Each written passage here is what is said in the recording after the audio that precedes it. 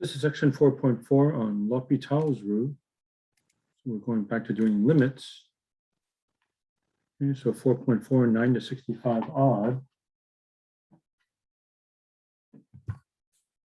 Okay, so 4.4, page 304, indeterminate forms and L'Hopital's rule.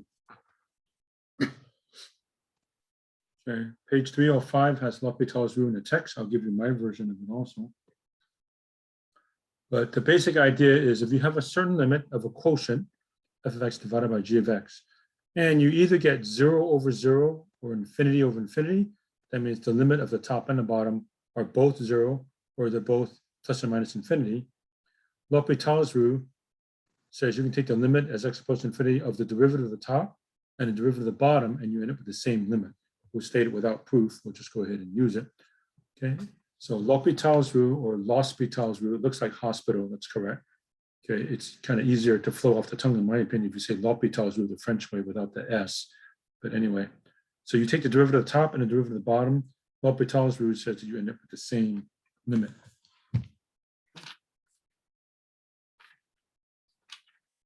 All right, so we have 4.4, 9 to 65 odd on page 311. So let me get that to you, except starting over here.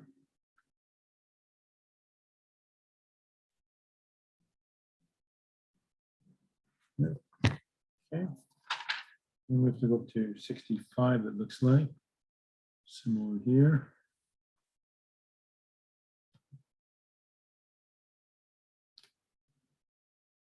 And right up to there. Okay.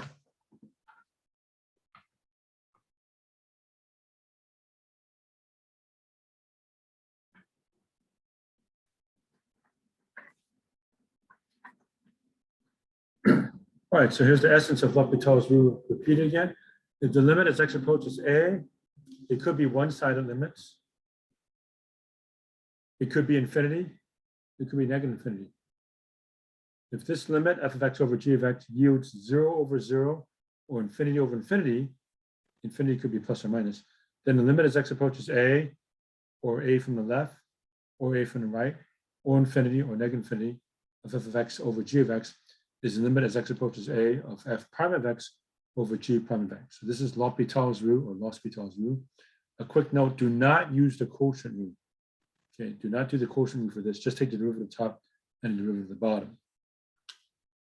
Okay. So example, 4.4 number 9, limit as x approaches 4 of x squared minus 2x minus 8 over x minus 4. This is considered 0 over 0. If I plug in 4, I get 0 here. If I plug in 4, it's a little bit harder. 16 minus 8 is 0. Okay. L'Hopital's rule, which is what LHR stands for. So by using L'Hopital's rule, I take the derivative of the top, 2x minus 2, divided by the derivative of the bottom, 1.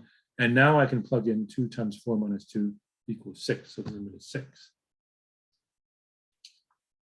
13, limit as x approaches 2 pi over 2 from the right of cosine x over 1 minus sine x.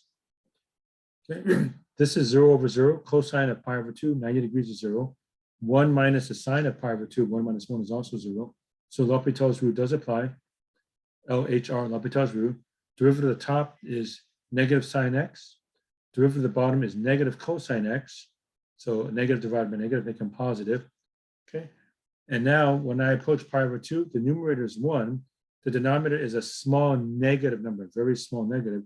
So think of the angle being 91 degrees, slightly more than pi over 2. So it's a second quadrant angle. If I come closer and closer, I'm dividing by, say, negative 0.0001.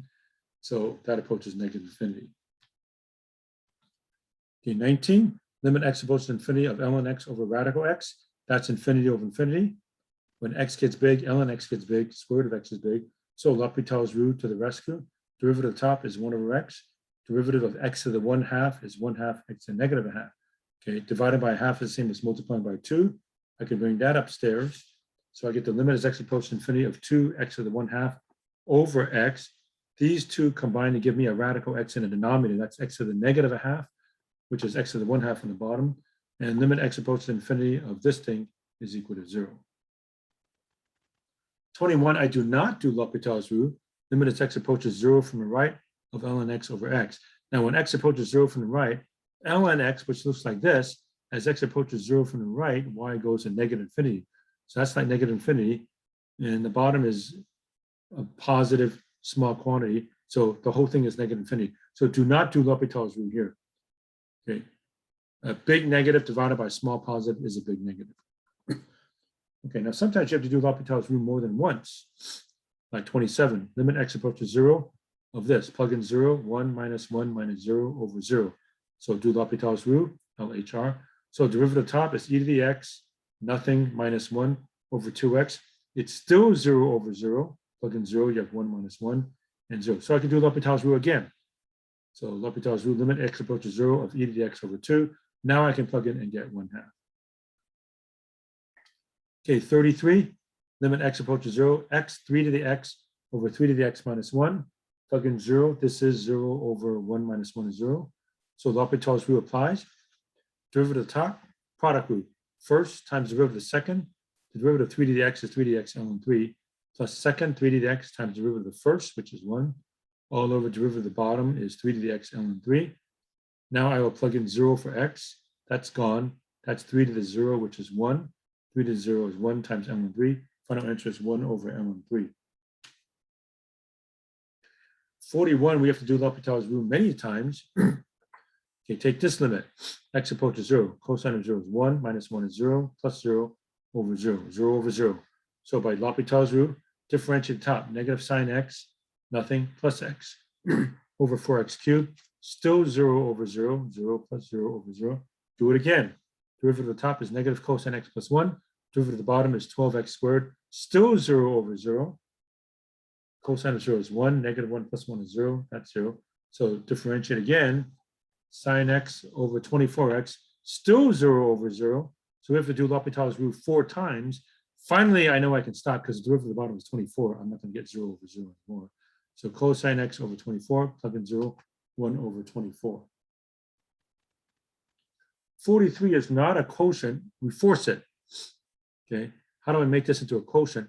Well, remember, if you multiply by x, it's the same as dividing by 1 over x. So write it as sine pi over x divided by 1 over x. Now this is 0 over 0. When x gets big, this is sine of 0 over 0. So L'Hopital's rule applies. Keep in mind, this is pi x at negative 1. So the derivative of the top by L'Hopital's rule is cosine of pi over x times the derivative of this, which is negative pi x at negative 2 by the chain rule. Derivative of the bottom is negative x at negative 2. Cancel the x at negative 2's, cancel the 2 negatives, making it positive. So I have limit x approaches infinity of cosine pi over x times pi. Now when x gets big, this approaches 0. Cosine of 0 is 1. 1 times pi is pi. So final answer is pi. Okay. And let's see.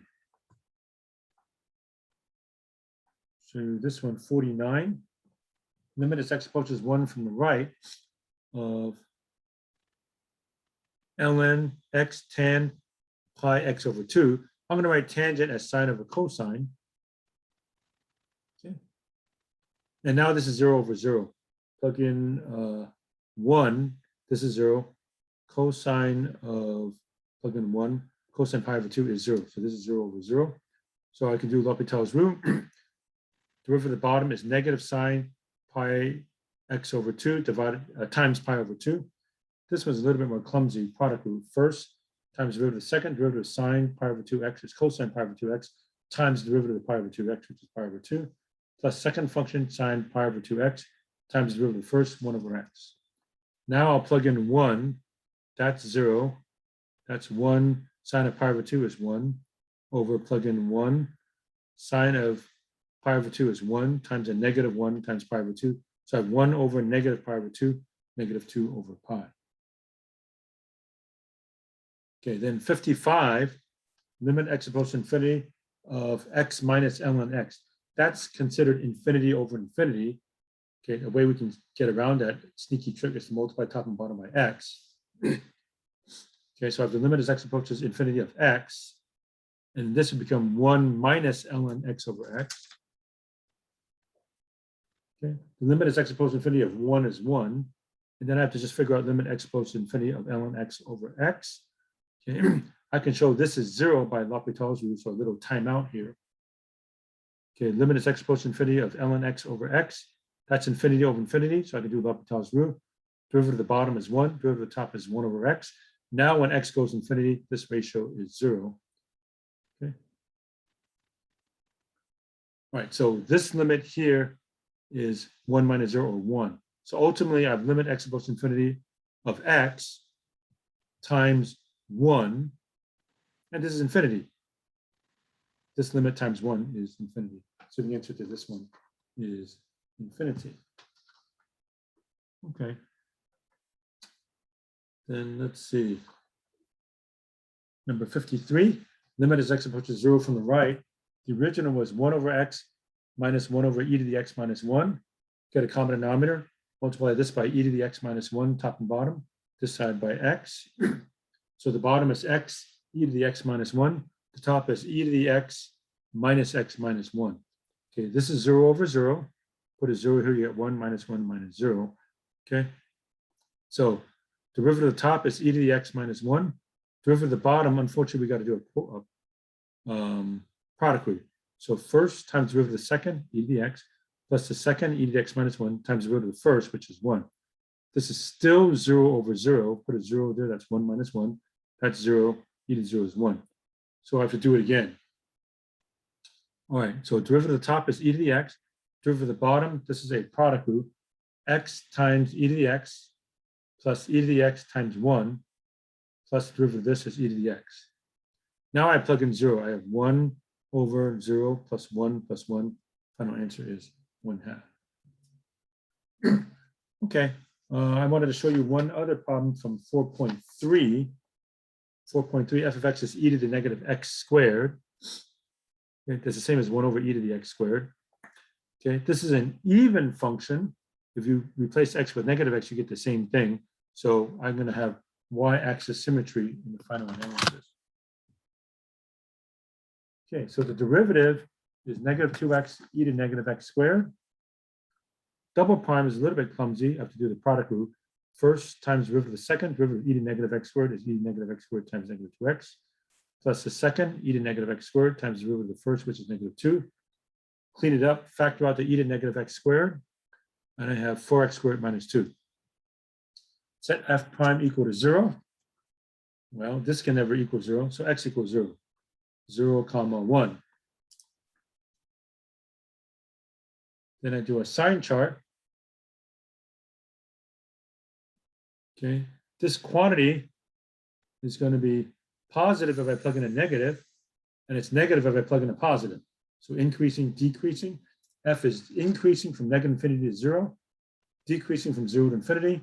That means the relative max is at 0, 1. In fact, it's an absolute max, because all the graph does is goes up and goes down. And incidentally, this function is always positive. E to anything is always positive, so it stays above the x-axis. F double prime equal to 0. Okay, this can never equal 0. So I set this equal to 0. X squared equals 2 over 4. So x is plus or minus radical 2 over 2, which is about 0.707. Plug back into the original and I have e to the negative x squared, e to the negative half, which is about 0.6. Okay, sign chart, negative 0.7, 0.7. So if I plug in negative 1, this is always positive. This will be positive. If I plug in positive 1, this is positive. If I plug in 0, this would be negative. So positive, negative, positive, second derivative. F is concave up from negative infinity to negative radical 2 over 2, union radical 2 over 2 infinity. And F is concave down from negative radical 2 over 2 to radical 2 over 2, which means I have inflection points at plus or minus radical 2 over 2, e to negative 1/2. So here we go. 0, 1, relative and absolute max, inflection point, increasing, decreasing, concave up, concave down, concave up. Okay. All right, so that was section 4.4 and one problem from 4.3 also.